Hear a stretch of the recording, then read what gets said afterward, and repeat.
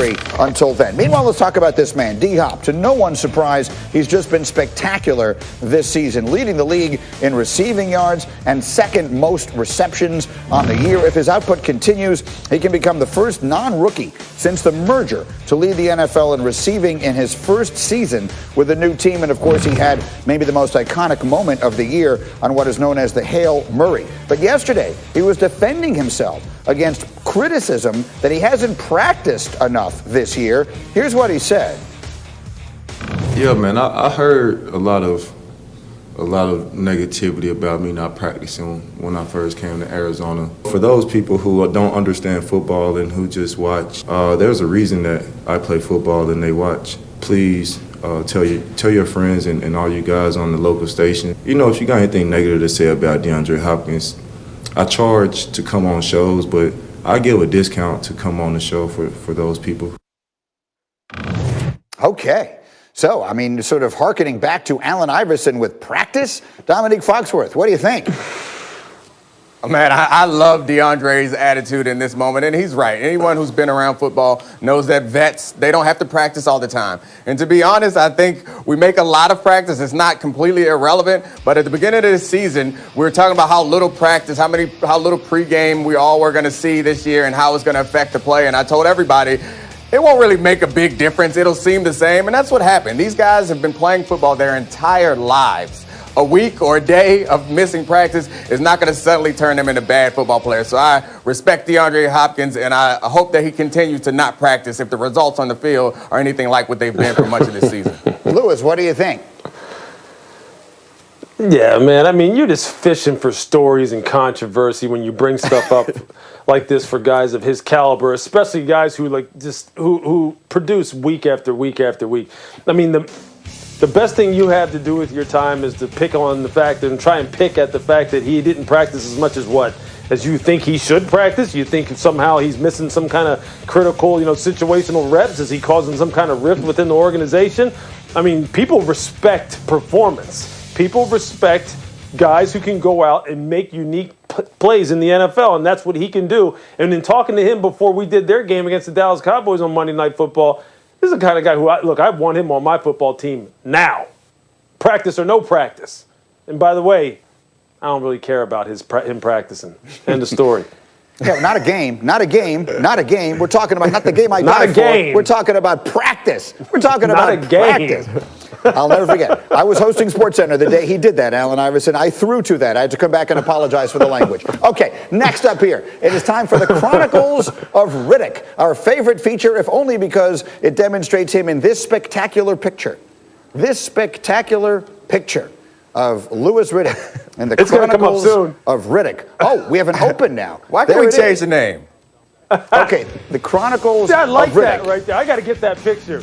And that spectacular picture. I like that. Okay, so for the Chronicles of Riddick, we go through a couple of different items here. And Louis, let us begin as we look into Week 16 with some things you have some concerns about. And one of them I know, or maybe more than one of them, have to do with the LA Rams. Yeah, it concerns me a little bit how they're playing right now. And they have two tough division games down the stretch here against Seattle and Arizona. And it's situational football that worries you because I know how much Sean puts an emphasis on that like every coach. And it's third down efficiency on offense and then third down efficiency on defense where they had played lights out all year long. You don't want to start having problems crop up now, especially when you're in the thick of it here and you have to go against two division opponents that you know are going to be gunning for you in their very important games. So just watch those two areas moving down the stretch here. The second one here is the Packers and their ability to slow down Derrick Henry. We talked about it earlier in this show. And this is really what their Achilles heel has been all year long. Or let's just say it's been a question of theirs. Are they tough enough up front on defense that when a team decides to just kind of bloody their nose and say, look, we're going to take the air out of the football and keep Aaron off the football field, can you deal with that? Do you have enough firepower up front and enough bulk up front to deal with that? And then lastly, we've been talking about it all show. We've been talking about it all year.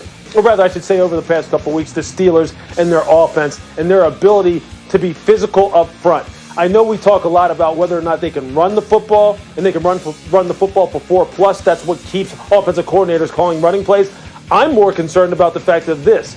if they have to throw the football, because that's really what they do anyway, that's just who they are, and they're not going to get away from it. Can they protect against this Colts defensive line that I've seen them all year long?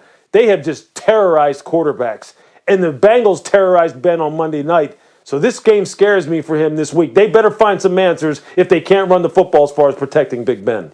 Yeah, that is absolutely right. Again, a 3-game losing streak. The one thing we know they will not have this weekend is Juju Smith-Schuster dancing. That seems to be coming to an end. There'll be no more dancing in midfield for the Steelers star wideout, who has received some criticism for dancing at midfield of opposing team stadiums. And the player who's known for his dance moves yesterday talked about his decision to now knock it off.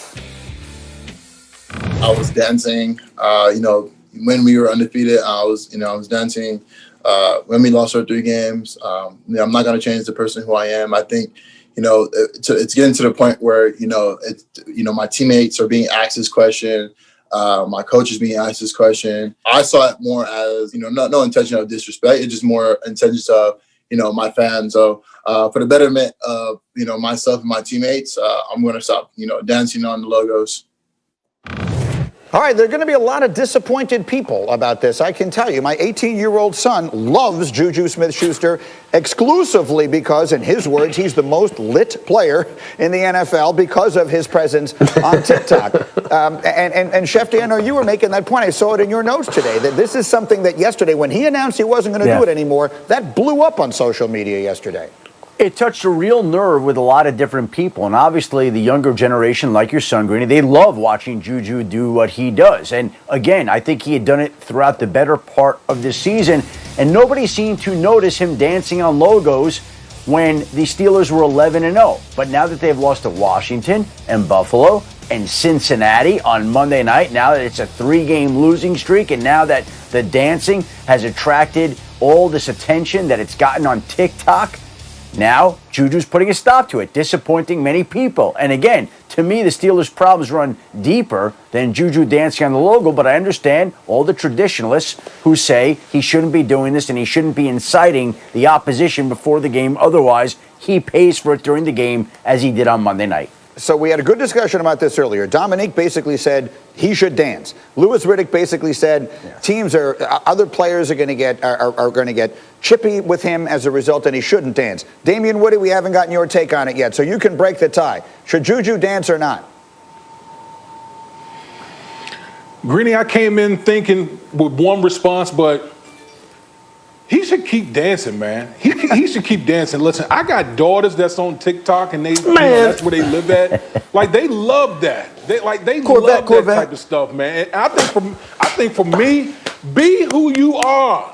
Be who you are, because that's when you're at your best as a player. None of this fake stuff. Well, since everybody's talking about it, I'm not going to do it. No, team. Be who you are. I'll tell you what. Listen, you don't play in it. Listen, bulletin board stuff is one that. Listen, bulletin board stuff. I never bought into the whole bulletin board makes me play harder. You're gonna play hard regardless. I don't care what it is. And Juju dancing on the Bengal symbol, whatever, in midfield. So what? So what? Go ahead and dance, Juju. Go ahead and do it. Hell, I might even dance. Okay, now, Louis, I know you are frustrated by this. You are the man on the other side of this. So, as a result of that, I'm going to allow you to be the judge of who is actually the most suited on this program to be the one doing the TikTok dancing before the games. All right, Louis, let's all take a look at these. And then, Louis, you tell me what you think. Let's start with D-Wood. Right. D-Wood's presence on TikTok is legendary. It is epic. Louis, your thoughts? Woody! Yeah, you got rhythm. You're coordinated. Don't knock me, baby. I like that. Don't knock me, baby. You see I like it. I like it. I like it, though. I like it. It's natural. It's smooth. It's easy. I like that. Right. Yeah. Hey, my net return is. Dominique, I like that one. I give you a 10, Woody. A 10. Okay, he's got a 10. Let's see what grade I get. And Louis, what do you think? Let's show our next contestant. This one is legendary. Come on. That is Greeny, dancing with Anna Trebunskaya, Dancing with the Stars.